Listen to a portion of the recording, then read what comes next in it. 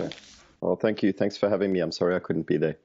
Um, I guess, I worked at the World Bank for a while, and after I left the World Bank, one of the focal points of my research became very quickly looking at all the things that I'd done while I was at the World Bank and trying to see how much influence they'd had on anything, and finding a lot of disappointment. Um, that much of the work we were doing with governments was either not getting any traction at all, even after you'd had ministers, prime ministers, presidents fawning all over it when it was announced, or you had some of it being adopted in form but not necessarily in function, which the difference is really important. It means that they would have adopted a law or adopted a system or even appointed a new office to exist, but they wouldn't have funded the office or executed the law, or even sometimes kind of developed the administrative mechanisms that would be the next step to make it function. So a lot of my work then started focusing on kind of why that is the case. And we started working with a couple of colleagues of mine, identifying that there were probably a lot of reasons why governments would adopt things in form and wouldn't necessarily move towards function. Partly because you get a fair amount for adopting the form. You get to say that you are doing something, but you don't necessarily have to fight the political battles that functional reform requires. And you certainly don't need to do a lot of the hard work that getting things done needs. You don't need to actually kind of solve a lot of the puzzles that aren't solved by World Bank projects, or that aren't solved by technical designs that come from really smart people. And these kinds of things could involve working through a difficult minister, or coordinating with a ministry or a sector that doesn't want to be coordinated with, or finding some capacities that don't exist but that you need. Oftentimes my experience was that people were really comfortable with using the fact that they didn't have these things as excuses for their failure, when in the real world, what you really need is people to be pushing through these things, finding out what they are, finding solutions to them, and adapting both what it is that they're trying to do and their context around them, so that they can become more functional and make things work. Some of the work that I had done in the bank had been engaged in the justice sector, and it was very interesting to me. One of the places was Mozambique. The work really had not gone very far at all. Some of it was focused on changing the planning mechanisms in the system. Some of it was creating administrative processes that would allow for better coordination. Some of it was around statistical mechanisms whereby the sector could get better information about what they were doing and make better decisions.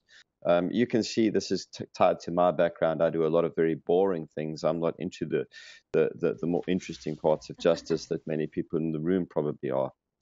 But even these boring things, they just weren't working, So over the last 8 or 9 years, I guess, working with colleagues, we've been looking at instances where reforms did work, and trying to understand what it was that made them look different. And we've also been looking at some of our own work since that time, in our own experiments in the field. And putting that work together, we've come up with this idea of PDIA. And essentially it's saying that where we see success, in many, many cases, not all, we see a few principles at play. The one thing is, we see that the people who were involved started addressing problems. They didn't start with a solution in mind. There may have been solutions on the table, but the problem was the thing that drove the attention. Why we think this matters is because when people are driving through problems, when they're identifying their problems and they're saying, look, our goal here is to solve the problem, not to introduce a new solution, it keeps them honest, it keeps them contextual, it keeps them focusing on, we're working here in this country and not somewhere else. It also gives them the basis for building things like political coalitions, because often coalitions build around problems that they share and that they want to solve. It really is a powerful mechanism that we see in play. And it keeps people kind of focused on what success would look like, which would be problem solved. The second principle that we found was that the interventions didn't emerge in one file swoop, and they didn't come from one program document that was developed at point zero and then held all the way through till the end of the project. There were ideas at point zero, but usually there were more than one idea. There was a multi, 3 or 4 different ideas, sometimes coming from best practice from other countries, sometimes coming from positive deviance that they saw in their own country, what I would call internal best practice, where you would have one office that just worked better than others, and you said, well, let's try and replicate what they do.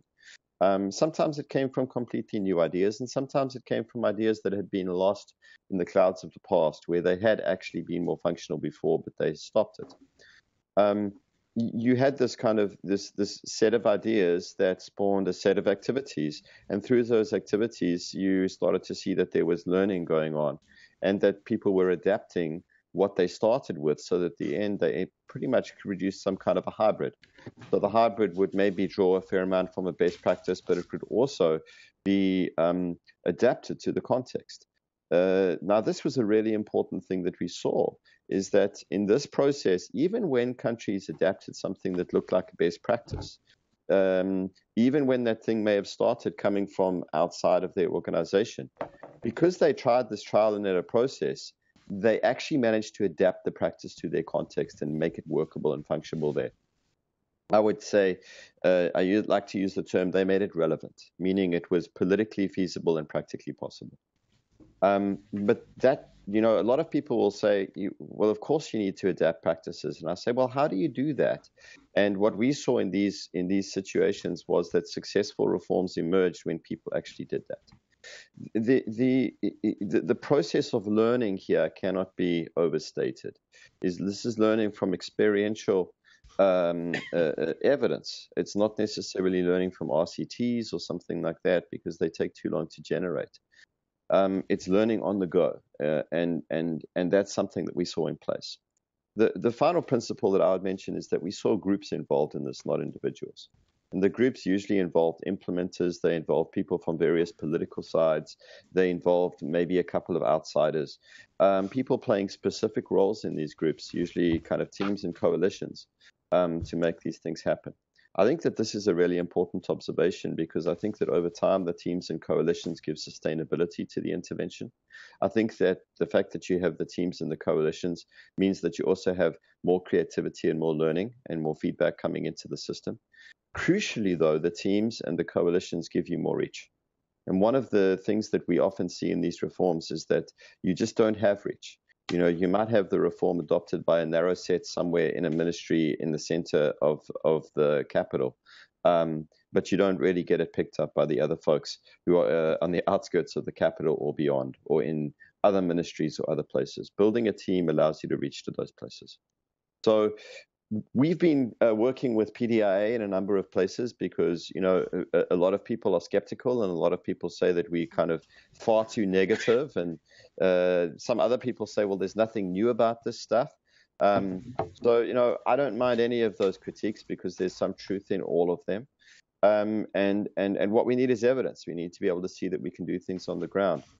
At the moment, we have a few projects where we're doing this, and we're choosing places where there's a counterfactual of a reform that emerged through the more conventional process, where people developed a project based on a solution.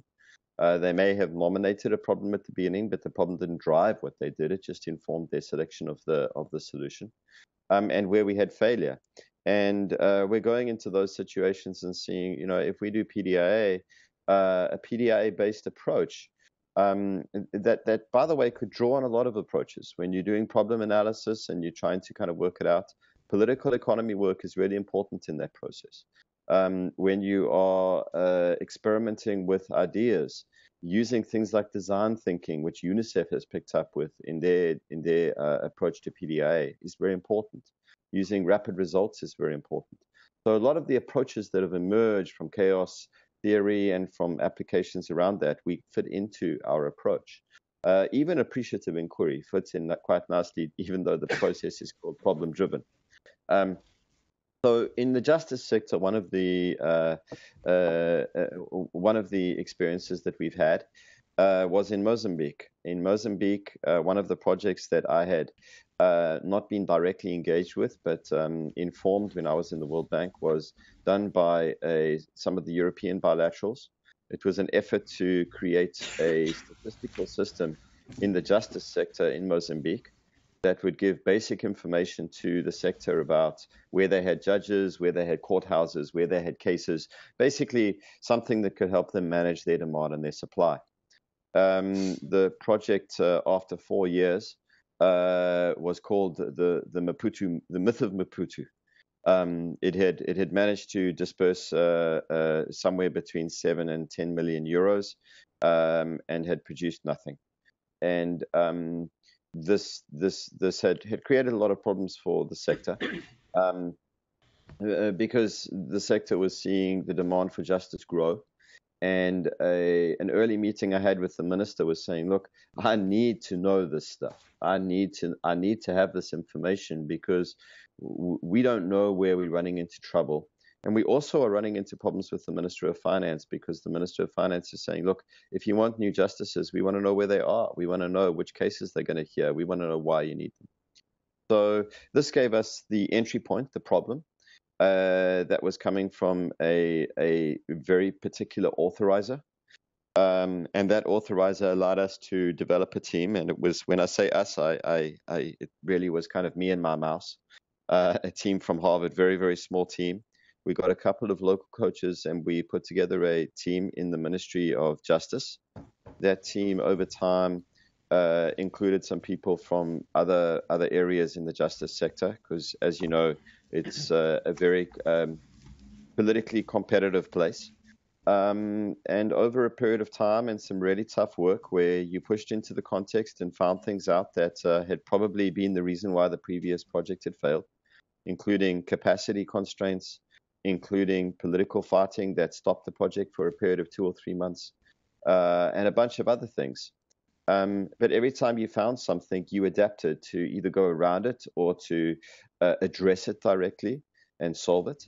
And at the end, after 9 months, the ministry had an Excel spreadsheet in which they had 8 or 9 pieces of key data that could help them in their budget for the next year.